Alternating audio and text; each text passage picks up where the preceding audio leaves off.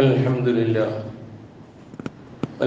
لله نحمده ونستعينه ونؤمن به ونتوكل عليه ونعوذ بالله من شرور أنفسنا ومن سيئات أعمالنا من يهده الله فلا مضل له ومن يضلل فلا هادي له وأشهد أن لا إله إلا الله وحده لا شريك له وأشهد أن محمدًا عبده ورسوله أرسله بالهدى ودين الحق ليظهره على الدين كله ولو كره المشركون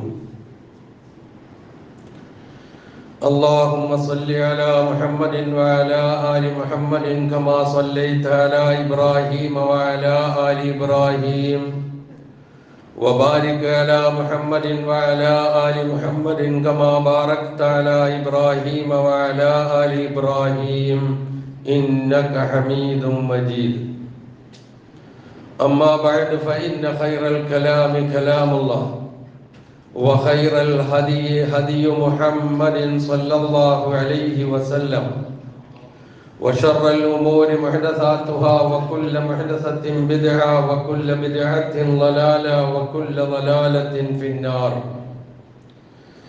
يا أيها الذين آمنوا اتقوا الله حق تقاته ولا تموتن إلا وأنتم مسلمون يا أيها الناس اتقوا ربكم الذي خلقكم من نفس واحدة وخلق منها زوجها وبث منهما رجالا كثيرا ونساء واتقوا الله الذي تساءلون به والأرحام إن الله كان عليكم رقيبا يا أيها الذين آمنوا اتقوا الله وقولوا قولا سديدا يصلح لكم أعمالكم ويغفر لكم ذنوبكم ومن يطع الله ورسوله فقد فاز فوزا عظيما أعوذ بالله من الشيطان الرجيم بسم الله الرحمن الرحيم ذلك ومن يعظم شعائر الله فإنها من تقوى القلوب സഹോദരന്മാരെ സഹോദരികളെ, ജീവിതത്തിൻ്റെ എല്ലാ മേഖലകളിലും റഹ്മാനായ അള്ളാഹുവിൻ്റെ നിയമനിർദ്ദേശങ്ങൾ പാലിച്ചുകൊണ്ട് ജീവിക്കുവാൻ കൽപ്പിക്കപ്പെട്ടവരാണ് ഞാനും നിങ്ങളും എന്ന് ഉണർത്തുന്നു. നാം ഏവരെയും അല്ലാഹു സുബ്ഹാനഹു വ തആല അവൻ്റെ ഇഷ്ടദാസന്മാരായി ജീവിക്കുവാനും ഈ ലോകത്തോട് വിട പറയുവാനും തൗഫീഖ് നൽകുമാറാകട്ടെ എന്ന് പ്രാർത്ഥിക്കുകയും ചെയ്യും. വിശുദ്ധ ഖുർആനിലെ 22-ാം അധ്യായം അൽ ഹജ്ജിലെ 32-ാമത്തെ ഒരു ചെറു വചനമാണ് ഞാൻ നിങ്ങളുടെ മുമ്പാകെ ഓതി വെച്ചത്.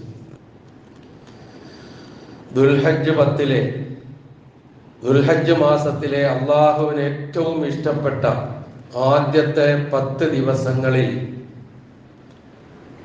ദിവസങ്ങളിൽ സൂര്യൻ ഉദിച്ച ദിവസങ്ങളിൽ ഏറ്റവും ശ്രേഷ്ഠമായ ദിവസം ആണ് വെള്ളിയാഴ്ച എന്ന് നബി സല്ലല്ലാഹു അലൈഹി വസല്ലം വിശേഷിപ്പിച്ച ആ ദിവസവും രണ്ടും ഒരുമിച്ച് വന്നിട്ടുള്ള ഒരു വെള്ളിയാഴ്ച ദിവസമാണ് ഞാനും നിങ്ങളും ഉള്ളത്. അപ്പൊ അതിൻ്റെ ആ ശ്രേഷ്ഠത മനസ്സിലാക്കിക്കൊണ്ടായിരിക്കട്ടെ നമ്മളുടെ ഇവിടെ വിനിയോഗിക്കപ്പെടുന്ന സമയം എന്ന് ഉണർത്തുകയാണ്.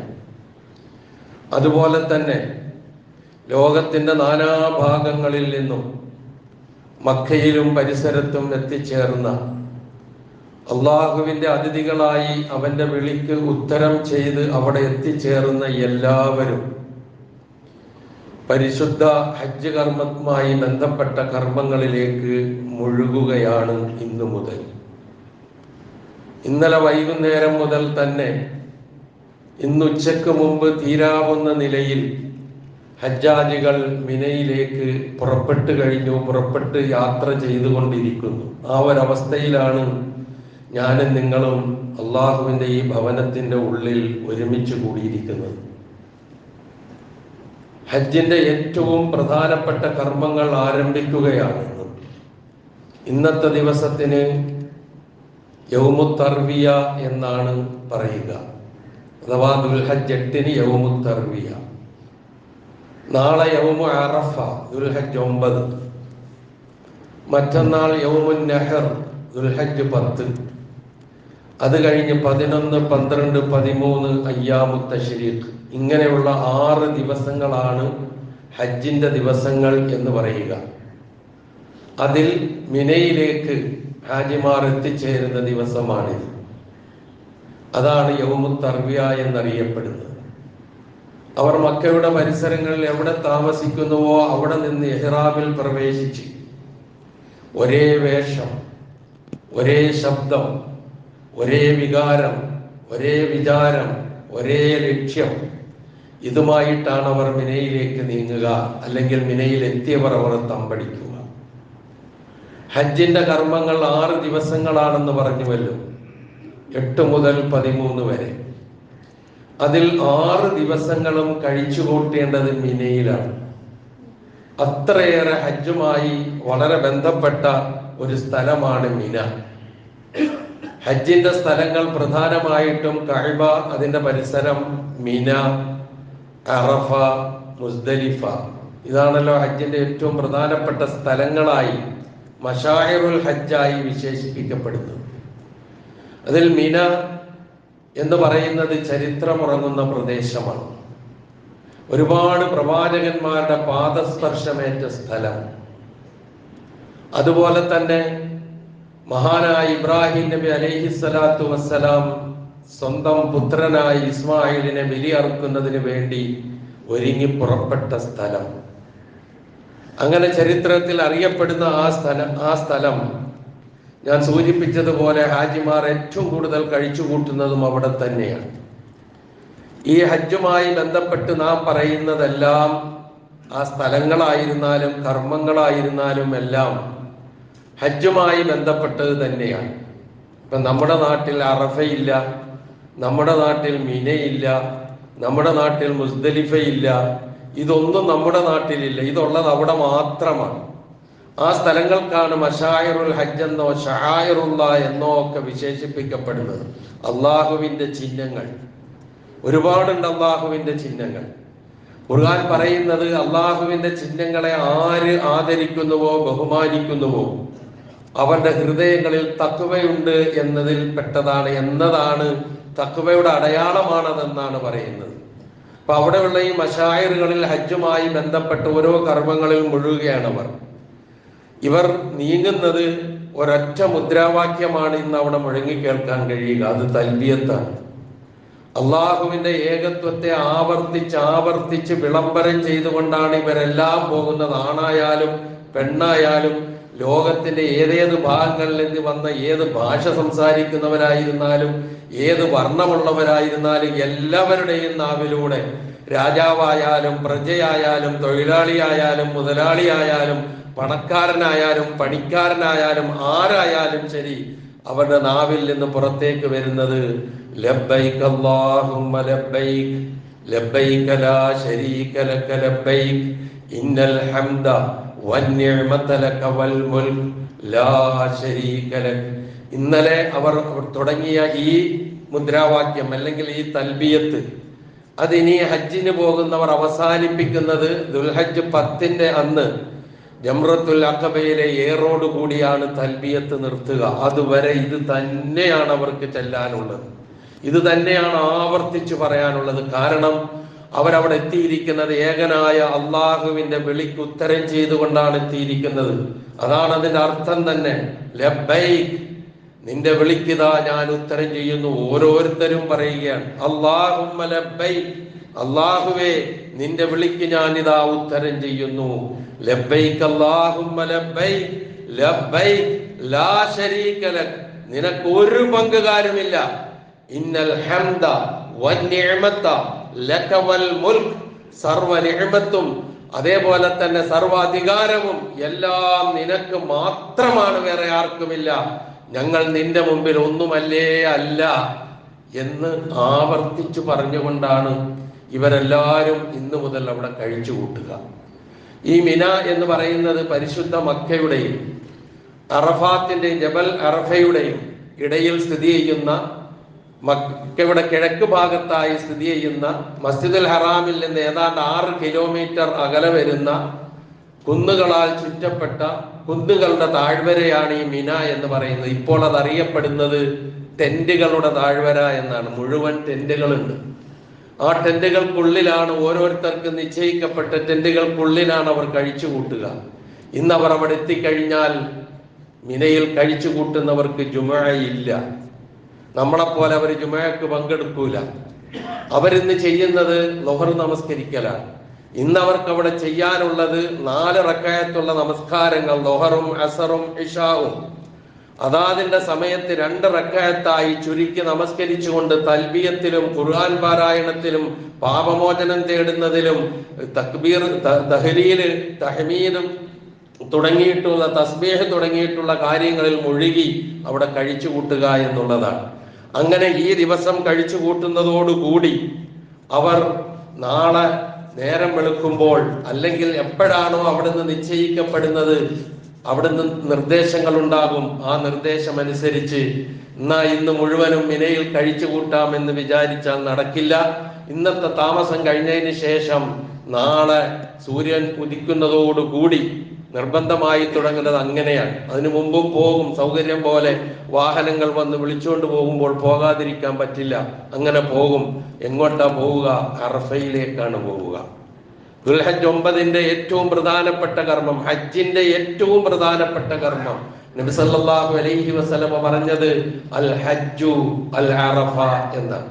ഹജ്ജ് എന്ന് പറഞ്ഞാൽ അറഫയാണ് എന്ന് വിശേഷിപ്പിക്കപ്പെടുന്ന ആ ദിവസം. അറഫ എന്ന വാക്കിന്റെ അർത്ഥം അറിയുക എന്നാണ്. കേവലം അറിവല്ല, തിരിച്ചറിവിന്റെ ദിവസമാണ് അറഫ ദിവസം. എല്ലാ അർത്ഥത്തിലും തിരിച്ചറിയുന്ന ദിവസം.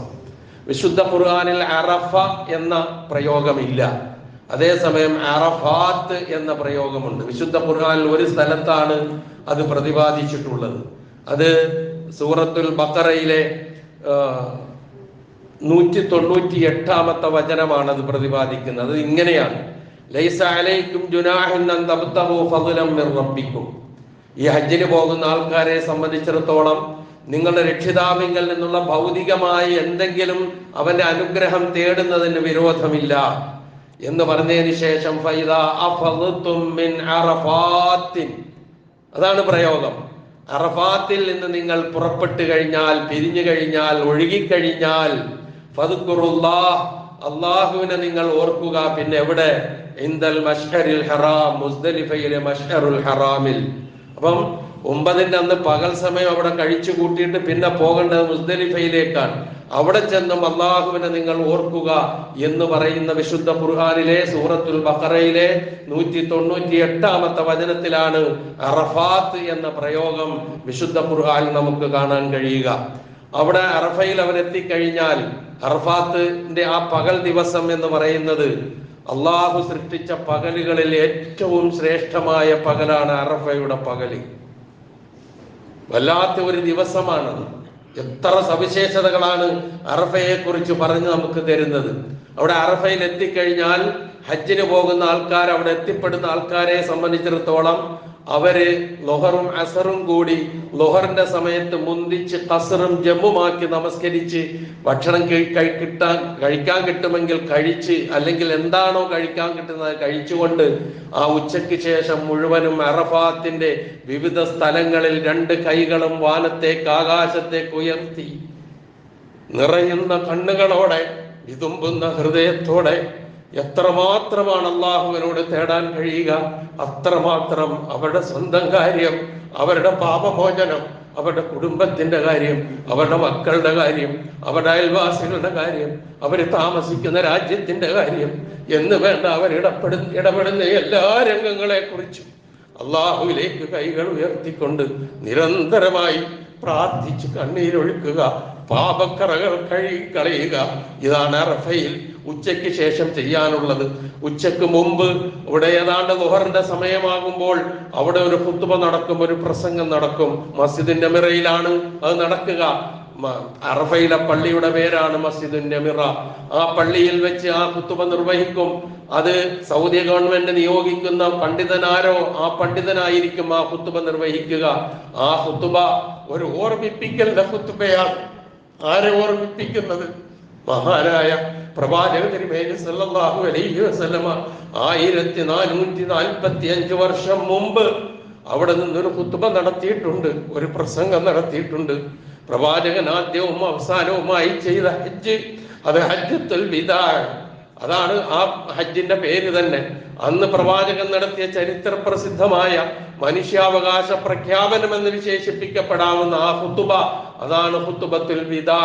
അതിൽ മനുഷ്യന്റെ ഏകത്വത്തെ സംബന്ധിച്ച് മനുഷ്യരെല്ലാം ആദമിൽ നിന്നാണെന്നും ആദം മണ്ണിൽ നിന്നാണെന്നും ആർക്കും ആരെക്കാളും തഖ്വയുടെ അടിസ്ഥാനത്തിലല്ലാതെ ശ്രേഷ്ഠതയില്ല എന്നും ഉറക്കെ പറഞ്ഞ ഒരു പ്രസംഗമാണത്.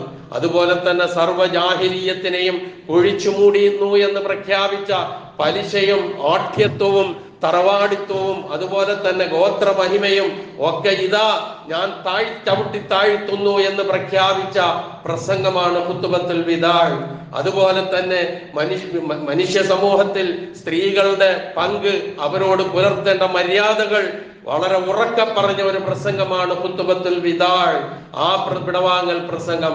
അതുപോലെ നിങ്ങൾ പരസ്പരം കഴുത്ത് വെട്ടി നിങ്ങൾ സംഘർഷത്തിന്റെയും സംഘട്ടനത്തിന്റെയും മാർഗത്തിലേക്ക് നിങ്ങൾ എത്തരുത്.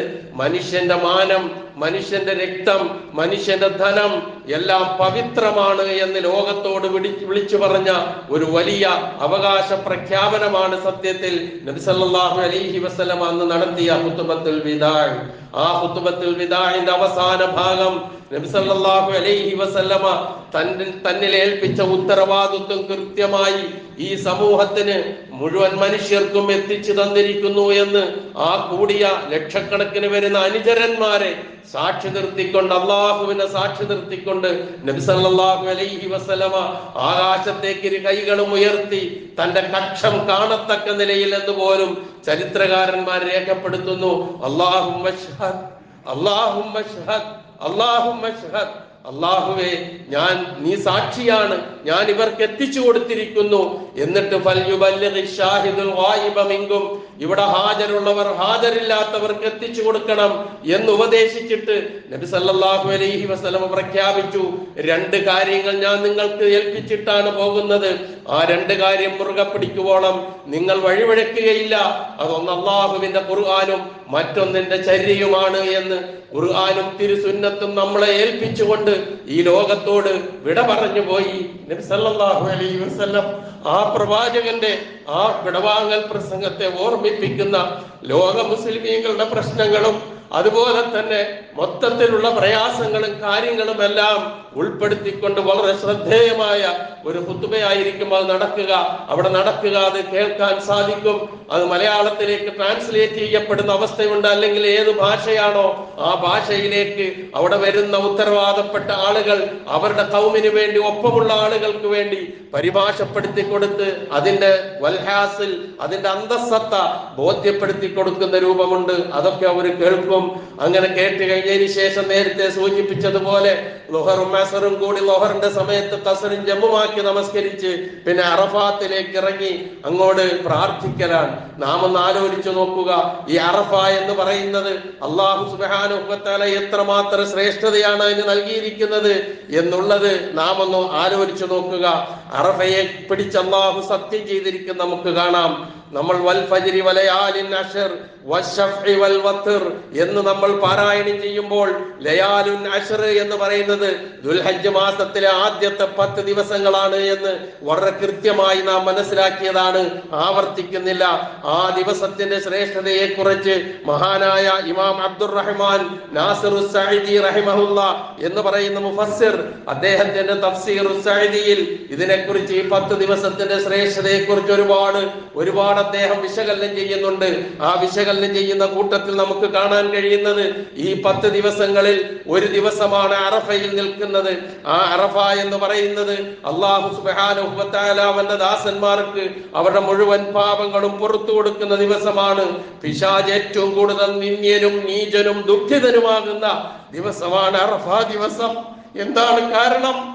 മലക്കുകൾ അള്ളാഹു മലക്കുകളുടെ പരിവാരത്തോടുകൂടി ഏറ്റവും അടുത്ത ആകാശത്തേക്ക് ഇറങ്ങി വന്നിട്ട് കണ്ടില്ലേ എന്ന് മലക്കുകളോട് അഭിമാനപൂർവം തന്റെ ഹജ്ജാജികളായ ദാസന്മാരെ നമ്മുടെ ഈ നാട്ടിൽ നിന്നും ലോകത്തിന്റെ വിവിധ ഭാഗങ്ങളിൽ നിന്നും അവിടെ എത്തിയ ഹജ്ജിനെത്തിയ ആൾക്കാരെ ചൂണ്ടിക്കൊണ്ട് അല്ലാഹു പറയും, കണ്ടില്ലേ എന്റെ ദാസന്മാർ, നോക്കവരിലേക്ക് നിങ്ങൾ എന്ന അഭിമാനത്തോടു കൂടി അള്ളാഹു പറയുന്ന ദിവസമാണ് യൗമ അറഫ. അതാണ് പകലുകളിൽ ഏറ്റവും ശ്രേഷ്ഠമായ പകലാണ് അറഫ എന്ന് പറയാനുണ്ടായ കാരണം ആ അറഫ നമുക്കിവിടെ ഇല്ല. ആ അറഫയിൽ സമ്മേളിക്കുന്നവർക്ക് നോമ്പനുഷ്ഠിക്കാൻ പാടുമില്ല.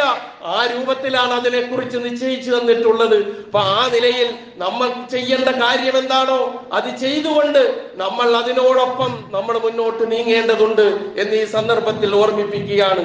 അതേപോലെ തന്നെ ഈ അറഫയെ കുറിച്ച് അതാണ് ഞാൻ പറഞ്ഞു വന്നത്. ഇരട്ടയും ഒറ്റയും തന്നെയാണ് സത്യം. ഇരട്ട എന്നതുകൊണ്ട് ഉദ്ദേശിച്ചത് യൗമുൻ നെഹ്റാണെന്നാണ്, ദുൽഹജ്ജ് 10. വിത്ർ വൽ വത്ർ എന്ന് പറഞ്ഞത് യൗമു അറഫയാണ് എന്നാണ്. ഇതൊക്കെ മുഫസ്സിറുകൾ രേഖപ്പെടുത്തുന്ന കാര്യങ്ങളാണ്. അതുപോലെ തന്നെ വിശുദ്ധ ഖുർആനിൽ സൂറത്തുൽ ബുറൂജിൽ വസ്സമാഇ ദാത്തിൽ ബുറൂജ് വൽ യൗമിൽ മൗഊദ് വശാഹിദിൻ വമശ്ഹൂദ് എന്നല്ലാഹു സത്യം ചെയ്യുന്ന ആ ഭാഗങ്ങളുണ്ട്. ആ ഭാഗങ്ങളിൽ പറഞ്ഞ യൗമുൽ മൗഊദ് എന്ന് പറയുന്നത് ഖിയാമത്ത് നാളാണ് എന്നും, ഷാഹിദ് എന്ന് പറയുന്നത് വെള്ളിയാഴ്ച ദിവസം യൗമുൽ ജുമുഅയാണ് എന്നും, മശ്ഹൂദ് എന്ന് പറയുന്നത് അറഫയാണ് എന്നും മുഫസ്സിറുകൾ രേഖപ്പെടുത്തിയിരിക്കുന്നത് കാണാം. അപ്പൊ അള്ളാഹു സത്യം ചെയ്തു പറഞ്ഞ ദിവസങ്ങൾ വെള്ളിയാഴ്ച ദിവസം നിങ്ങളൊന്ന് ആലോചിച്ചു നോക്ക്. ഞാനും നിങ്ങളും വെള്ളിയാഴ്ചകളിൽ പള്ളിയിൽ ഒരുമിച്ച് കൂടുന്നതിനും അല്പസമയം അള്ളാഹുവിനെ സ്മരിക്കുന്നതിനും അവിടെ നടക്കുന്ന ഉത്ബോധനം ശ്രമിക്കുന്നതിനും എത്രമാത്രം നിസ്സംഗതയും മടുപ്പുമാണ് നമുക്കെല്ലാവർക്കും ഉള്ളതെന്ന് ആലോചിച്ചു നോക്കുക. പക്ഷേ അള്ളാഹു ഈ വെള്ളിയാഴ്ച ദിവസത്തെ കുറിച്ച് കൊണ്ടുപോലും സത്യം ചെയ്തു പറയുന്നു എന്ന് മുഫസ്സിറുകൾ രേഖപ്പെടുത്തുന്നു. അപ്പൊ വശഫ്ഇ വൽ വത്ർ എന്നും വശാഹിദിൻ വമശ്ഹൂദ് എന്നും ഒക്കെ അല്ലാഹു സാക്ഷ്യം വഹിച്ച അല്ലെങ്കിൽ സത്യം ചെയ്ത ദിവസങ്ങളുടെ കൂട്ടത്തിലാണ് അറഫ ദിവസം വരുന്നത്. ആ ദിവസത്തിൽ അല്ലാഹു ഒരുപാട് പേരെ നരകത്തിൽ നിന്ന് മോചിപ്പിക്കുന്നു എന്നാണ് നബി സല്ലല്ലാഹു അലൈഹി വസല്ലം പറഞ്ഞതായി ആയിഷ റളിയല്ലാഹു അൻഹ പറയുന്നത്. പ്രിയമുള്ളവരെ, നരക വിമോചനം ആഗ്രഹിക്കാത്തവർ നമ്മിൽ ആരാണുള്ളത്? ആരുമുണ്ടാവില്ല. പിന്നെ എന്തിനാണ് നമുക്ക് കാര്യങ്ങൾ ഒരു ശ്രദ്ധക്കുറവുണ്ടാകേണ്ടത്? ശ്രദ്ധക്കുറവുണ്ടായിക്കൂടാ. നരകവിമോചനം നമ്മുടെ ലക്ഷ്യമാണ്. അതുകൊണ്ടാണ് അല്ലാഹുവിന്റെ റസൂല് പറഞ്ഞത്, മാ മിൻ യൗമിൻ അക്സറ മിൻ അൻ യുഅ്തിഖല്ലാഹു ഫീഹി അബ്ദൻ മിനൻ നാരി മിൻ യൗമി അറഫ. അറഫ ദിവസത്തേക്കാൾ അല്ലാഹു സുബ്ഹാനഹു വ തആല തന്റെ ദാസന്മാരെ നരകത്തിൽ നിന്ന് മോചിപ്പിക്കുന്ന മറ്റു ദിവസമേ ഇല്ല എന്നാണ് അള്ളാഹുവിന്റെ റസൂല് പഠിപ്പിച്ചത്. അല്ലാഹു സുബ്ഹാനഹു വ തആല അടുത്ത ആകാശത്തേക്ക് അടുത്തു വരുന്നു. എന്നിട്ട് മലക്കുകളോട് ചോദിക്കുന്നു, ഇവരെന്താണ് ഉദ്ദേശിക്കുന്നത്? എന്താണ് ഉദ്ദേശിക്കുന്നതെന്ന് 100% അവൻ അറിയാം. പക്ഷേ മലക്കുകളെ സാക്ഷ്യപ്പെടുത്തുകയാണ് അല്ലാഹു അവിടെ ചെയ്യുന്നത്. എന്നിട്ട് വേറൊരു ഹദീസിൽ കാണാം, ഇന്നല്ലാഹ അസ്സ വജല്ല യുബാഹിൽ മലായികത ബിഅഹ്ലി അറഫാത്ത്. അറഫയിൽ സമ്മേളിച്ച ആളുകളെ നോക്കിക്കൊണ്ട് അവരെ കൊണ്ട് അല്ലാഹു മലക്കുകളോട് കൂറിക്കൊണ്ട് അഭിമാനപ്പെട്ടുകൊണ്ട് അഭിമാനത്തോടു കൂടി അല്ലാഹു ചോദിക്കും, ഉൻദുറൂ ഇലാ ഇബാദി, നോക്ക് എന്റെ ദാസന്മാരിലേക്ക് നിങ്ങൾ, എങ്ങനെയാണ് അവർ വന്നിരിക്കുന്നത്? ശൈഫൻ ഉബറൻ, ജട പിടിച്ച മുടിയും പൊടി പുരണ്ട വസ്ത്രവും ശരീരവുമായിട്ടിതാ അവരെന്നെ കാത്തു വന്നു നിൽക്കുന്നു എന്ന് പറയും. ഒന്നാലോചിച്ചു നോക്ക്. ആ സമയത്ത് ഒരു മനുഷ്യൻ അസ്തഗ്ഫിറുല്ലാഹ് എന്ന് പറയുന്നതൊന്ന് കൂട്ടിപ്പെട്ടാൽ, പ്രിയമുള്ളവരെ, അതിനേക്കാൾ വലിയ സൗഭാഗ്യം വേറെ ഏതാണുള്ളത്? ആ നിലയിലുള്ള ഒരു ദിവസമാണ് അറഫ ദിവസം എന്ന് നബി സല്ലല്ലാഹു അലൈഹി വസല്ലം പറയുന്നു. അതുപോലെ അഫ്ളലു ദുആഇ ദുആഉ അറഫ, പ്രാർത്ഥനകളിൽ ഏറ്റവും ശ്രേഷ്ഠമായ പ്രാർത്ഥന അറഫ ദിവസത്തെ പ്രാർത്ഥനയാണെന്ന് പോലും നബി സല്ലല്ലാഹു അലൈഹി വസല്ലം പറഞ്ഞിരുന്നു. അതുകൊണ്ടാണ് ഹജ്ജിന്റെ ഏറ്റവും സുപ്രധാന കർമ്മമായി അറഫ ദിവസം നിശ്ചയിക്കുകയും ലോകത്തിന്റെ ഏത് കോണിലുള്ളവരും ഹജ്ജിനെത്തി എല്ലാവരും അവിടെ എത്തിപ്പെടുകയും എല്ലാ തരത്തിലുള്ള വേർതിരിവുകളും മാറ്റിവെച്ചുകൊണ്ട് ലോകത്തുള്ള മുസ്ലിമീങ്ങളുടെ ഒരു പരിച്ഛേദം തന്നെ അറഫയിൽ നമുക്ക് കാണാൻ കഴിയും. നിറത്തിലും വംശത്തിലും ഭാഷയിലുമെല്ലാം. പക്ഷേ എല്ലാവർക്കും ഒരൊറ്റ വസ്ത്രം, അത് ശുഭ്ര വസ്ത്രമാണ്. എവിടെ നിന്ന് നോക്കിയാലും പാൽക്കടൽ ഇങ്ങനെ അലയടിക്കുന്നത് പോലെ നമുക്ക് കാണാൻ കഴിയുന്ന ഒരവസ്ഥ. ഇത് ഈ ദീനിലല്ലാതെ, ഈ മതത്തിലല്ലാതെ, ഈ ചിന്താഗതിയിലല്ലാതെ, ഈ ഇബാദത്തിലല്ലാതെ വേറെ എവിടെയാണ് പ്രിയമുള്ളവരെ മാലോകർക്ക് കാണാൻ കഴിയുക? ഇത്ര സ്നേഹത്തിന്റെയും ഐക്യത്തിന്റെയും അച്ചടക്കത്തിന്റെയും അവബോധത്തിന്റെയും സമർപ്പണത്തിന്റെയുമായ ഒരു മേഖല വേറെ എവിടെയും നമുക്ക് കാണാൻ കഴിയില്ല. പക്ഷെ അത് തിരിച്ചറിയാൻ പലർക്കും കണ്ണുകളില്ലാതെ പോകുന്നു, മനസ്സിലാക്കാൻ ഹൃദയങ്ങളില്ലാതെ പോകുന്നു, കേട്ടറിയാൻ ചെവികളില്ലാതെ പോകുന്നു എന്നുള്ളതാണ് ഇന്നിന്റെ ഏറ്റവും വലിയ ശാപമായി നാം മനസ്സിലാക്കേണ്ടത്. അതുപോലെ തന്നെ അള്ളാഹു പ്രവാചകന്മാരിലൂടെ മനുഷ്യ സമൂഹത്തിന് നൽകിയ ദീൻ ഇസ്ലാം അള്ളാഹു പൂർത്തിയാക്കി തന്ന ദിവസമാണ് യൗമ അറഫ.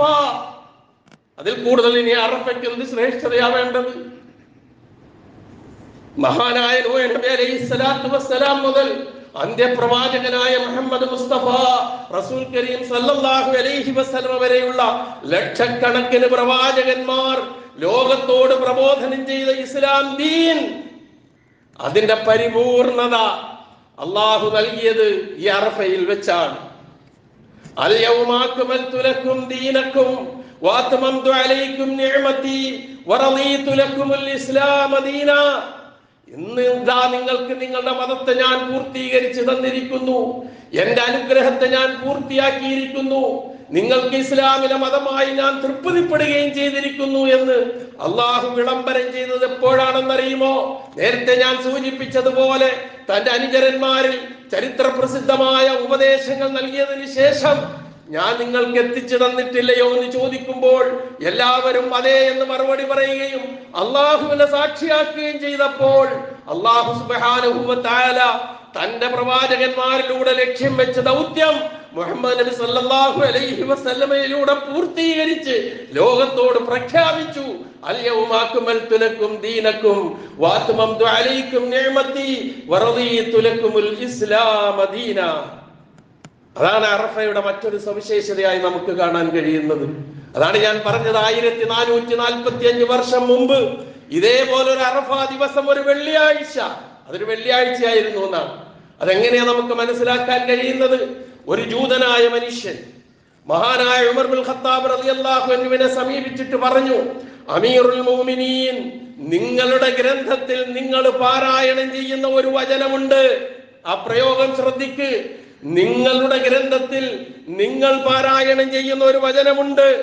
ഞങ്ങൾ ജൂത സമൂഹമെങ്ങാനുമായിരുന്നു അത് കിട്ടിയിരുന്നതെങ്കിൽ, ജൂത സമൂഹമായ ഞങ്ങൾക്കെങ്ങാനുമായിരുന്നു അത് കിട്ടിയിരുന്നതെങ്കിൽ ആ ദിവസത്തെ ഞങ്ങൾ ആഘോഷ ദിവസമാക്കുമായിരുന്നു.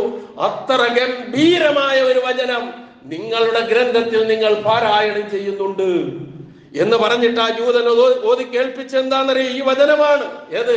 അൽ യൗമ അക്മൽതു ലക്കും ദീനക്കും വഅത്മംതു അലൈക്കും നിഅമതി വറദീതു ലക്കുമുൽ ഇസ്ലാമ ദീന.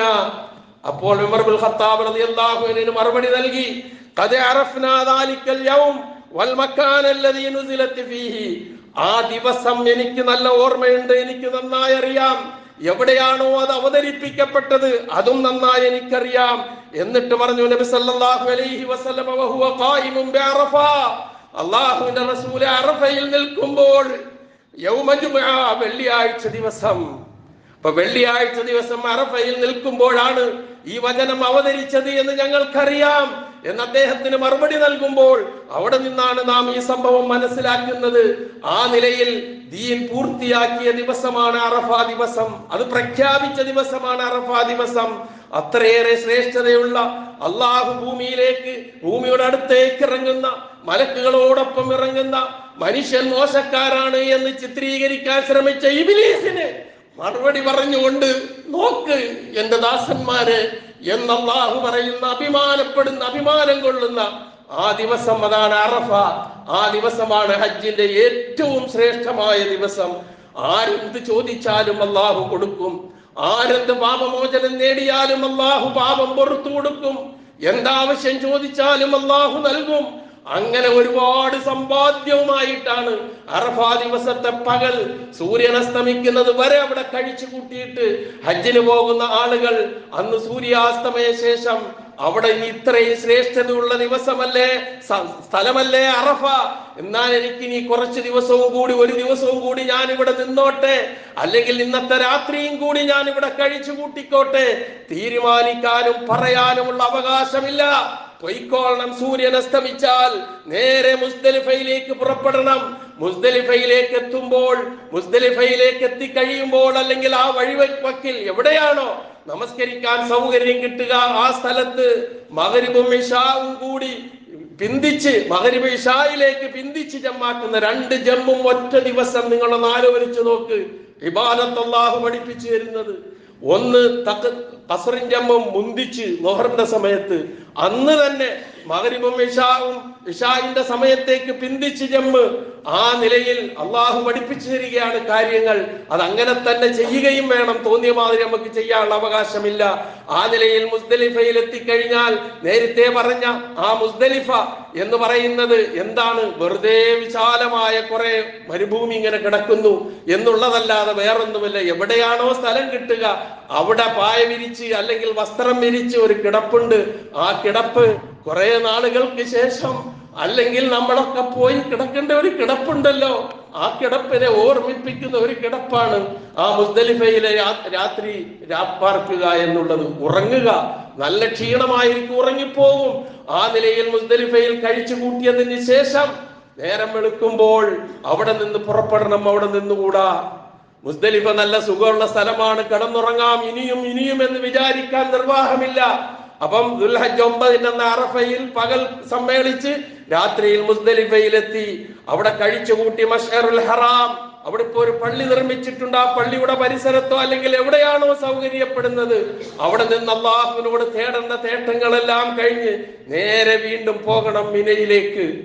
ഞാൻ പറഞ്ഞതാണ്, 6 ദിവസമാണ് ഹജ്ജിന്റെ കർമ്മങ്ങൾ. 5 ദിവസവും ബന്ധപ്പെടുന്നത് മിനയുമായിട്ടാണ്. അതാണ് മിനയ്ക്കുള്ള ഏറ്റവും വലിയ സവിശേഷത. മിനയിൽ പോയാലേ ജംറകളിൽ കല്ലെറിയാൻ കഴിയൂ, മിനയിലെ ഹദിയ കൊടുക്കാൻ കഴിയൂ. അങ്ങനെയുള്ള എല്ലാ കാര്യങ്ങളും മിനയിലാണ്. ആ നിലയിൽ മിനയിലെത്തി അവിടുന്ന് അന്ന് ചെയ്യേണ്ട കർമ്മം, ജംറത്തുൽ അഖബയിൽ പോയി 7 കല്ലുകൾ എറിയും. ആ കല്ലുകൾ എറിഞ്ഞു കഴിഞ്ഞതിന് ശേഷം പിന്നീട് ചെയ്യുന്നത് മുടിയെടുക്കും. തുടർന്ന് ഹദിയ, മുടിയെടുക്കൽ. അത് കഴിഞ്ഞ് നേരെ കഅബയിലേക്ക് പോകണം. തവാഫുൽ ഇഫാദക്ക് വേണ്ടി ഏറ്റവും തിക്കും തിരക്കുമുള്ള തവാഫുൽ ഇഫാദ. തവാഫുൽ ഇഫാദ കഴിഞ്ഞാൽ അതിന്റെ ഹജ്ജിന്റെ സഅയും കഴിഞ്ഞ് മടങ്ങണം മിനയിലേക്ക്. അന്ന് രാത്രി പാർക്കുന്നത് മിനയിൽ തന്നെ ആയിരിക്കുകയും വേണം. അങ്ങനെ മിനയിൽ തിരിച്ചെത്തി രാപ്പാർത്ത് പിറ്റേ ദിവസം 11, 12, 13 ഈ 3 ദിവസങ്ങളിൽ 3 ജംറകളിൽ പോയി കല്ലെറിഞ്ഞ് 13ന്റെ അന്ന് ലാസ്റ്റ് കല്ലേറും കഴിഞ്ഞ് മിനയോട് വിട പറഞ്ഞ് പിന്നെ കഅബയുടെ അടുക്കലെത്തി തവാഫുൽ വിദാഇ ചെയ്ത് അവിടെ നിന്ന് വിട പറഞ്ഞ് സ്വന്തം നാടുകളിലേക്ക് പോവുക. ഇതാണ് ഹജ്ജിന്റെ ആകെയുള്ള കർമ്മങ്ങൾ. അതിന് തുടക്കം കുറിച്ച ദിവസമാണ് ഇന്ന് യൗമുത് തർവിയ. ഈ വെള്ളിയാഴ്ച ദിവസം നമ്മുടെ സഹോദരങ്ങൾ അവിടെ പങ്കെടുക്കുമ്പോൾ ഞാനും നിങ്ങളും നമുക്ക് ചെയ്യാനുള്ള കർമ്മങ്ങൾ അമലു സാലിഹിൽ മുഴുകുക, പ്രാർത്ഥനകളിൽ മുഴുകുക, അവർക്ക് വേണ്ടി പ്രാർത്ഥിക്കുക, അവരുടെ അമലുകൾ സ്വീകരിക്കാൻ വേണ്ടി പ്രാർത്ഥിക്കുക. നമ്മൾ ദാനധർമ്മങ്ങളിലും അതുപോലെ തന്നെ എന്തെല്ലാം നന്മകളാണോ ചെയ്യാനുള്ളത് ആ നന്മകളിൽ മുഴുകിക്കൊണ്ട് തുടർന്ന് വരുന്ന ദിവസങ്ങളിൽ ഇനി ബലിയും അതേപോലെ തന്നെ അറഫ നോമ്പനുഷ്ഠിക്കലും തുടങ്ങിയിട്ടുള്ള നമ്മൾ ചെയ്യേണ്ട പുണ്യകർമ്മങ്ങൾ, ആ കർമ്മങ്ങളുമായി നമ്മൾ മുന്നോട്ട് പോവുക. അല്ലാഹു സുബ്ഹാനഹു വ തആല ഈ ശ്രേഷ്ഠമായ ദിവസങ്ങളിൽ എന്തെല്ലാം അമലുകൾ ചെയ്ത് ഏതെല്ലാം പുണ്യം നേടാൻ കഴിയുമോ അങ്ങനെയുള്ള പുണ്യങ്ങളെല്ലാം നേടാൻ സർവശക്തൻ നമുക്ക് തൗഫീഖ് നൽകുമാറാകട്ടെ. അതുപോലെ തന്നെ നമ്മിൽ നിന്നും ലോകത്തിന്റെ നാനാഭാഗങ്ങളിൽ നിന്നും പരിശുദ്ധ ഹജ്ജ് കർമ്മം നിർവഹിക്കാൻ അവിടെ എത്തിയിരിക്കുന്ന എല്ലാ സഹോദരങ്ങളുടെയും ഹജ്ജ് മഖ്ബൂലും മബ്റൂറുമായ അല്ലാഹു സ്വീകരിക്കുമാറാകട്ടെ. അനിഷ്ടകരമായ അപ്രിയങ്ങളായ യാതൊന്നും കേൾക്കാൻ ഇടവരാതെ ഏറ്റവും സന്തോഷവും സമാധാനവും സ്വസ്ഥതയുമുള്ള ഹജ്ജ് കർമ്മം ചെയ്ത് അവരവരുടെ വീടുകളിലേക്ക് മടങ്ങാൻ അല്ലാഹു അവർക്ക് തൗഫീഖ് നൽകുമാറാകട്ടെ. നമ്മളെയും അവരെയും അവരുടെ കർമ്മങ്ങളെയും നമ്മളുടെ പ്രാർത്ഥനകളെയും അവരുടെ പ്രാർത്ഥനകളെയും അല്ലാഹു സ്വീകരിക്കുമാറാകട്ടെ.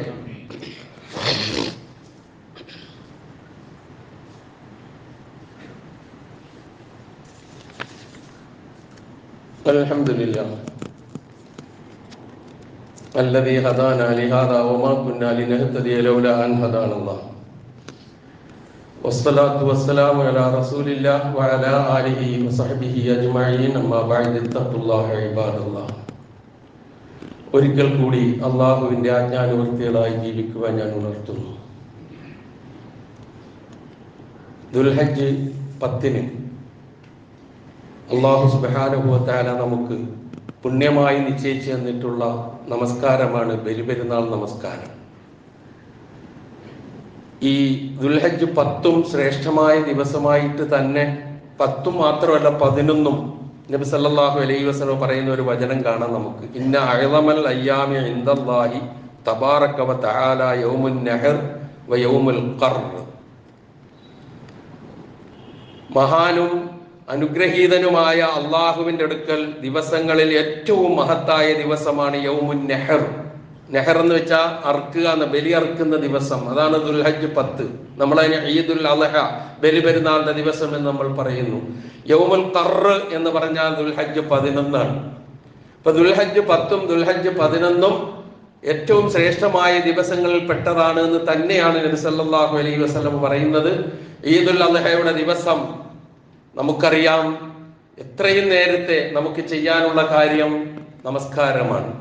പരമാവധി നേരത്തെ അത് ചെയ്യുക എന്നുള്ളതാണ് നാം ശ്രദ്ധിക്കേണ്ട കാര്യം. കുളിച്ച് പുരുഷന്മാർ സുഗന്ധ ഒക്കെ പൂശി പുതുവസ്ത്രം ഉണ്ട് എങ്കിൽ അത് ധരിച്ച്, അതില്ലെങ്കിൽ വസ്ത്രങ്ങളിൽ ഏറ്റവും നല്ലത് ധരിച്ച് ഈദ്ഗാഹുകളിലേക്ക് പോവുക എന്നുള്ളതാണ് ചെയ്യേണ്ടത്. അതുപോലെ തന്നെ ദുൽഹജ്ജ് 9 മുതൽ അയ്യാമുത്ത ശരീഅത്തിന്റെ ലാസ്റ്റ് ദിവസം വരെ തക്ബീർ, അള്ളാഹുവിനെ മഹത്വപ്പെടുത്തുക എന്നുള്ളത് നമുക്ക് നിശ്ചയിക്കപ്പെട്ടു തന്നിട്ടുള്ള ഒരു കാര്യമാണ്. തക്ബീർ ചൊല്ലുക എന്നുള്ളത് ഈദ്ഗാഹിലേക്കോ പള്ളികളിലേക്കോ ഒക്കെ പോകുമ്പോൾ തക്ബീർ ചൊല്ലണം. അതുപോലെ തന്നെ ഈദ്ഗാഹുകളിൽ ചെന്ന് നമസ്കാരം പ്രതീക്ഷിച്ചിരിക്കുക പുണ്യാർഹമായ കാര്യമാണ്. തക്ബീർ ചൊല്ലിക്കൊണ്ട് നാം അവിടെ ഇരിക്കുന്നു. അതിനുശേഷം നമുക്ക് ചെയ്യാനുള്ള 2 റക്അത്ത് നമസ്കാരമാണ്. ആ 2 റക്അത്ത് നമസ്കാരം കഴിഞ്ഞാൽ പ്രവാചകന്റെ ചര്യ അനുസരിച്ച് ഒരു ചെറിയ ലഘു ഉപദേശം ഉണ്ടാകും, ഒരു ഖുതുബ, പിന്നെ പ്രാർത്ഥന. ആ രൂപത്തിലുള്ള കാര്യം അതിലെല്ലാവരും പങ്കെടുക്കുക എന്നുള്ളതാണ് നമുക്ക് എല്ലാവർക്കും അറിയാം. അതുപോലെ റസൂൽ സല്ലല്ലാഹു അലൈഹി വസല്ലമയുടെ സുന്നത്ത്, ബലിപെരുന്നാൾ ദിവസം നമ്മൾ ഈദ്ഗാഹിലേക്കോ പള്ളിയിലേക്കോ ഒക്കെ പോകുമ്പോൾ നമ്മൾ ഒന്നും കഴിക്കാതെ പോവുക എന്നുള്ളതാണ് നബി സല്ലല്ലാഹു അലൈഹി വസല്ലമ സുന്നത്താക്കി നിശ്ചയിച്ച്. ചെറിയ പെരുന്നാൾ ദിവസം എന്തെങ്കിലും ഒന്ന് കഴിച്ചിട്ടേ പോകാവുന്ന, ഇതൊക്കെ പ്രവാചകന്റെ ചര്യയിൽപ്പെട്ട കാര്യം. അത്ര നിസ്സാരമായി തള്ളിക്കളയാൻ നിൽക്കണ്ട നമ്മളാരും. അപ്പൊ ആ നിലയിൽ പലതും അതിനെക്കുറിച്ച് നമ്മൾ പറയുന്നുണ്ട്. ആ നിലയിൽ 2 റക്അത്ത് നമസ്കാരം, ഖുതുബ ശ്രവിക്കല്, പ്രാർത്ഥനയിൽ പങ്കെടുക്കല്, ദാനധർമ്മം ചെയ്യല് തുടങ്ങിയിട്ടുള്ള കാര്യങ്ങളൊക്കെ അത് കഴിഞ്ഞാൽ ഉടനെ ചെയ്യാനുള്ളത്. ഇപ്പൊ നമ്മളൊക്കെ ഉരുവിനെ അല്ല മൃഗങ്ങളെ ഒരുക്കി നിർത്തിയിട്ടുണ്ടാവും. ഒന്നുകിൽ ചേർന്നിട്ടോ അല്ലെങ്കിൽ ഒറ്റയ്ക്കോ. അതിന്റെ ബലിയാണ് തൊട്ടടുത്ത് ചെയ്യാനുള്ളത്. റസൂൽ സല്ലല്ലാഹു അലൈഹി വസല്ലമയുടെ സുന്നത്ത് പറയുന്നത് ബലിപെരുന്നാൾ ദിവസം നമസ്കരിച്ചു, ഖുതുബ നിർവഹിച്ചു, പിന്നെ അറുത്തു എന്നാണ്. ആ അറബ് എന്ന് പറയുന്നത് ഒരു ചടങ്ങായി നമ്മൾ ആരും കാണാതിരിക്കുക. ഞാൻ അവിടെ പൈസ കൊടുത്തു, അത് അവര് ചെയ്തോളും എന്നുള്ളതല്ല. എനിക്കുമുണ്ടൊരു ഉത്തരവാദിത്വം. എൻ്റെ ഉരു ഏതാണ്, എനിക്കതിനെ അറുക്കണം, അല്ലെങ്കിൽ അതിനൊപ്പം ഞാൻ ഉണ്ടാകണം എന്നുള്ള ഒരു മനസ്സൊക്കെ നമുക്ക് ആവശ്യമാണ്. നമ്മൾ ഈ ടൗണിൽ ജീവിക്കുന്ന ആൾക്കാരെ സംബന്ധിച്ചിടത്തോളം അത്തരം ചിന്തയൊന്നും ഉണ്ടാകാറില്ല പലപ്പോഴും. പക്ഷേ അതൊരു വലിയ ബലിയുടെ പ്രതീകമാണ് എന്ന ബോധം എന്റെയും നിങ്ങളുടെയും മനസ്സിലേക്ക് വന്നാൽ നമ്മൾ അത് ചെയ്തിരിക്കും, യാതൊരു സംശയമില്ല. ഒരു നിമിഷം ആലോചിച്ചു നോക്കുങ്ങൾ. ഇബ്രാഹിം നബി എങ്ങാനും ഇസ്മായിൽ നബി അറുത്തു പോയിരുന്നുവെങ്കിൽ നരബലി ഇസ്ലാം പഠിപ്പിച്ചിട്ടില്ല, പഠിപ്പിക്കുകയില്ല. മനുഷ്യ പ്രകൃതിക്ക് നിരക്കാത്ത ഒന്നും അത് പറയൂല, പറഞ്ഞിട്ടുമില്ല. ആ നിലയിലുള്ള പരിശുദ്ധ ദീൻ അതെങ്ങാനും പറഞ്ഞിരുന്നു എങ്കിൽ എനിക്കും നിങ്ങൾക്കും പിറക്കുന്ന ഓരോ ആൺകുട്ടികളെ നമുക്ക് ഈ ആടിന് പകരം കൊടുക്കേണ്ടി വരുമായിരുന്നില്ലേ പ്രിയമുള്ളവരെ? അങ്ങനൊന്ന് ചിന്തിച്ചു നോക്ക്. അതിന് പകരമാണ് ഈ ആടിനെ, അല്ലെങ്കിൽ ചേർന്ന ഒരു മാടിനെ നമ്മൾ കൊടുക്കുന്നത് എന്നുള്ള ബോധം വന്നാൽ അറിയാതെ നമ്മൾ അതിനോട് താതാത്മ്യം പ്രാപിക്കും. ആ നിലയിലുള്ള ഏറ്റവും ഗൗരവമുള്ള ഒരു കാര്യമാണ് അത് എന്ന് നാം തിരിച്ചറിയുക, മനസ്സിലാക്കുക. അപ്പൊ ആ നിലയിൽ ആ പെരുന്നാൾ ദിവസം നമസ്കാരം, ഉളഹിയത്ത്, അങ്ങനെ ആ ക്രമത്തിൽ അതുകൊണ്ട് അന്ന് കഴിയുന്നില്ലെങ്കിൽ അയ്യാമുത്ത ശരീഅത്തിന്റെ ദിവസങ്ങളിൽ ചെയ്യാവുന്നതാണ്, അതിന് കുഴപ്പമില്ല. പക്ഷെ ഏറ്റവും ശ്രേഷ്ഠതയുള്ളത് നമസ്കാരം കഴിഞ്ഞാൽ ഉടനെ ചെയ്യുക എന്നുള്ളതാണ്. എന്നിട്ട് അത് അറുക്കുന്നു. അതിൽ നിന്ന് നമ്മൾ ആരാണോ അറുക്കുന്നത് ഒറ്റയ്ക്കാണെങ്കിലും ഷെയർ ചേർന്നിട്ടാണെങ്കിലും അവനും അവന്റെ കുടുംബവും അതിൽ നിന്ന് ഭക്ഷിക്കണം. ഫകുലൂ മിൻഹാ, 2 സ്ഥലത്ത് ഖുർആൻ പറഞ്ഞിട്ടുണ്ടത്, അതിൽ നിന്ന് നിങ്ങൾ ഭക്ഷിക്കണം എന്ന് പറഞ്ഞിട്ടാണ് പാവപ്പെട്ടവരെ ഭക്ഷിപ്പിക്കാൻ പറയുന്നത്. അത് അറുക്കുന്ന ഒരു വ്യക്തിയെ സംബന്ധിച്ചിടത്തോളം അയാൾക്ക് ആവശ്യമായത് എടുക്കാം, പക്ഷേ ആവശ്യമായത് 1/3 അപ്പുറത്തേക്ക് പോകരുത് എന്നുള്ളത് പ്രത്യേകം ഓർക്കേണ്ടതുണ്ട്. 1/3 വരെ ആരാണോ അറുക്കുന്നത് അവർക്കത് ഉപയോഗപ്പെടുത്താം. അതിന് ബാക്കി വരുന്നതെല്ലാം സാധുക്കൾക്ക് അവകാശപ്പെട്ടതാണ് എന്ന് നാം മനസ്സിലാക്കുക, ആ നിലയിൽ ചെയ്യുക. അവിടെ നാം അറുക്കുന്ന ബലിമൃഗത്തിന്റെ രക്തമോ മാംസമോ ഒന്നും അല്ല അള്ളാഹുവിന്റെ അടുക്കൽ എത്തുക.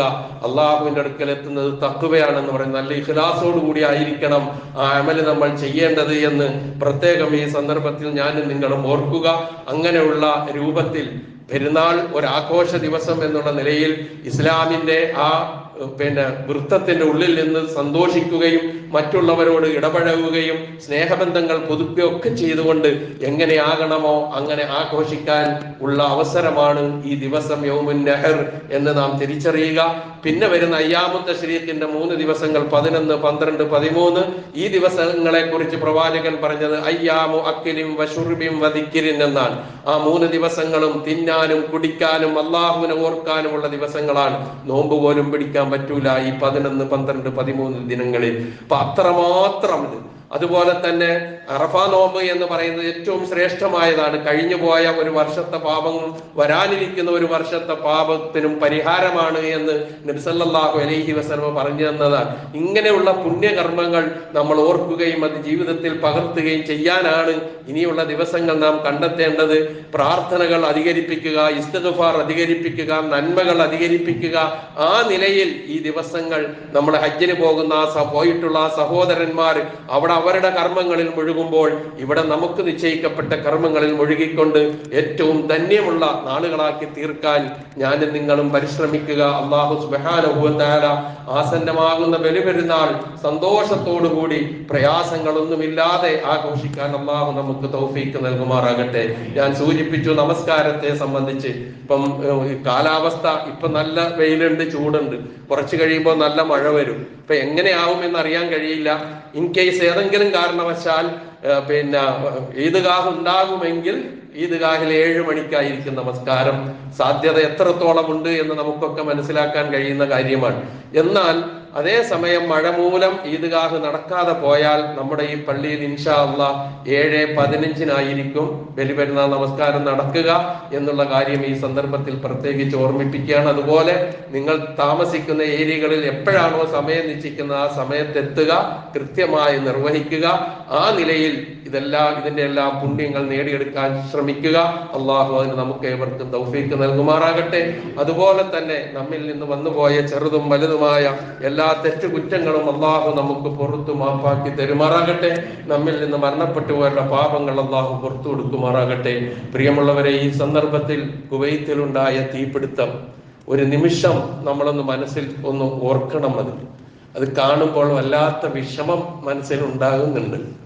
നിങ്ങളൊക്കെ കണ്ടിട്ടുണ്ടാവും. വല്ലാത്തൊരവസ്ഥ. രാത്രിയിൽ ഏതെല്ലാം സ്വപ്നങ്ങളുമായി കിടന്നുറങ്ങിയവരാണ്. വല്ലാത്തൊരവസ്ഥയാണ് എൻ്റെയും നിങ്ങളുടെയും ജീവിതം, എല്ലാവരുടെയും. അതിലേക്ക് നമ്മെ ചിന്തിപ്പിക്കേണ്ടതുണ്ട്. 49 പേര് മരണപ്പെട്ടു, 46 പേരും ഇന്ത്യക്കാരാണ്. അതിൽ 23ഓളം പേർ നമ്മുടെ മലയാളികളാണ്.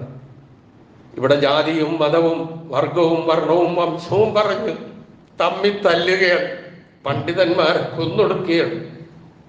ഈ സാഹചര്യത്തിൽ ഇങ്ങനെയുള്ള ആൾക്കാരൊന്ന് ഓർക്കുന്നത് നന്നായിരിക്കും. ജാതിയും മതവും ഒന്നുമില്ലാതെ തൊട്ടടുത്ത കിടക്കകളിലും തൊട്ടടുത്ത റൂമുകളിലും ഒരേ സ്ഥാപനത്തിൽ ജോലി ചെയ്തിട്ട് കിടന്നുറങ്ങിയിട്ട് മരിച്ചപ്പോൾ ഒരേപോലെ എല്ലാവരും ജാതിയും മതവും ഇല്ലാതെ മരിച്ചുപോയ ആ കാഴ്ച എന്തേ മനുഷ്യൻ ഇനി എന്നാ ചിന്തിക്കുക എന്ന് തോന്നിപ്പോവുകയാണ്. ഏതായിരുന്നാലും അതിൽ നമ്മളുടെ വിഷമവും ദുഃഖവും നാം പങ്കുവെക്കുകയും അല്ലാഹു സുബ്ഹാനഹു വ തആല ആ മരണപ്പെട്ടവരുടെ കുടുംബങ്ങൾക്ക് ആശ്വാസവും അതേപോലെ തന്നെ എല്ലാവിധത്തിലുള്ള അതിജയിക്കാനുള്ള കഴിവും നൽകി അനുഗ്രഹിക്കുമാറാകട്ടെ. അത്തരം തീഷ്ണമായ പരീക്ഷണങ്ങളിൽ നിന്ന്, ഗുരുതരമായ അത്തരം പരീക്ഷണങ്ങളിൽ നിന്ന്, വെള്ളപ്പൊക്കവും തീപിടുത്തവും അതുപോലുള്ള കെടുതികളിൽ നിന്നൊക്കെ അല്ലാഹു സുബ്ഹാനഹു വ തആല നാം ഏവരെയും നാം ജീവിക്കുന്ന പ്രദേശത്തെയും അല്ലാഹു കാത്തുരക്ഷിക്കുമാറാകട്ടെ. അതുപോലെ തന്നെ മറ്റൊരാളിനെ ഈ സന്ദർഭത്തിൽ ഞാൻ ഓർക്കുകയാണ്. തിരുവനന്തപുരം ജില്ലയിലെ കരിച്ചാറ സ്വദേശി മുഹമ്മദ് ഹനീഫ എന്ന് പറയുന്ന ഒരു വ്യക്തി. അദ്ദേഹം ആ പ്രദേശത്ത് ഇസ്ലാമിന്റെ നവോത്ഥാനത്തിന്, തൗഹീദി പ്രബോധനത്തിന് മുന്നിട്ടിറങ്ങി ഒരുപാട് കഷ്ടപ്പാടുകൾ സഹിച്ച ഒരു വ്യക്തിയാണ് അദ്ദേഹം. ഇന്ന് മരണപ്പെട്ടു. അദ്ദേഹത്തിന്റെ ഭാര്യ ഇന്നലെ മരണപ്പെട്ടു. അല്ലാഹു സുബ്ഹാനഹു വ തആല അവർക്കൊക്കെ മഗ്ഫിറത്തും റഹ്മത്തും നൽകുമാറാകട്ടെ. അദ്ദേഹത്തിന്റെ സേവനങ്ങൾ അല്ലാഹു സ്വീകരിക്കുമാറാകട്ടെ. സയ്യിആത്തുകൾ അല്ലാഹു വിട്ടുപുറത്ത് മാപ്പാക്കി കൊടുക്കുമാറാകട്ടെ. അദ്ദേഹത്തെയും നമ്മളെയും അല്ലാഹു സുബ്ഹാനഹു വ തആല ജന്നാത്തുൽ ഫിർദൗസിൽ ഒരുമിച്ച് കൂട്ടുമാറാകട്ടെ. നമ്മിൽ നിന്ന് രോഗങ്ങൾ കൊണ്ട് വിഷമിക്കുന്നവരുടെ രോഗങ്ങളെ അല്ലാഹു ശിഫയാക്കി കൊടുക്കുമാറാകട്ടെ. പ്രയാസങ്ങൾ അനുഭവിക്കുന്നവരുടെ പ്രയാസങ്ങളെ അല്ലാഹു ദൂരീകരിച്ചു കൊടുക്കുമാറാകട്ടെ. സർവോപരി ഇസ്ലാമിനും മുസ്ലിം ഉമ്മത്തിനും അല്ലാഹു ഇസ്സത്തിനെ പ്രദാനം ചെയ്യുമാറാകട്ടെ. അല്ലാഹുമ്മ ഗ്ഫിർ ലിൽ മുഅ്മിനീന വൽ മുഅ്മിനാത്ത് വൽ മുസ്ലിമീന വൽ മുസ്ലിമാത്ത് അൽ അഹ്യാഇ മിൻഹും വൽ അംവാത്ത് ഇന്നക മുജീബുദ് ദഅവാതി വയാ ഖാദിയൽ ഹാജാത്ത്. അല്ലാഹുമ്മ അഇസ്സൽ ഇസ്ലാമ വൽ മുസ്ലിമീൻ വഅദിൽ അശ്ശിർക വൽ മുശ്രിക്കീൻ. അല്ലാഹുമ്മ അഇസ്സൽ ഇസ്ലാമ വൽ മുസ്ലിമീൻ വഅദിൽ അശ്ശിർക വൽ മുശ്രിക്കീൻ. അല്ലാഹുമ്മ അഇസ്സൽ ഇസ്ലാമ വൽ മുസ്ലിമീൻ وأذل الشرك والمشركين. اللهم أجرنا من النار. اللهم أجرنا من النار. اللهم أجرنا من النار. ربنا اغفر لنا ولإخواننا الذين سبقونا بالإيمان ولا تجعل في قلوبنا غلا للذين آمنوا ربنا إنك رؤوف رحيم. ربنا آتنا في الدنيا حسنة وفي الآخرة حسنة وقنا عذاب النار.